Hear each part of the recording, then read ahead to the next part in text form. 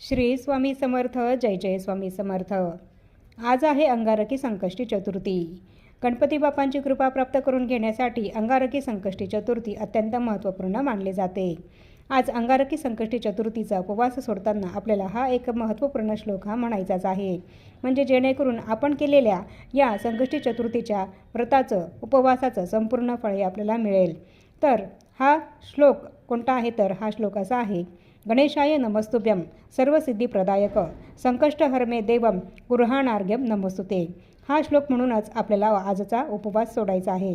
यासाठी सर्वात आधी आपल्याला चंद्रोदय झाल्यावर चंद्राचे दर्शन घ्यायचे आहे, चंद्राला अर्घ्य अर्पण करायचं आहे आणि त्यानंतर गणपती बाप्पांची पूजा करायची आहे आणि त्यांना अन्नाचा आणि तसंच मोदकाचा नैवेद्य दाखवायचा आहे, त्यांची आरती करायची आहे आणि त्यानंतर हा श्लोक आपल्याला म्हणायचा आहे आणि त्यानंतर आपल्याला सात्विक अन्नाचं सेवन करून आजचा उपवास सोडायचा आहे.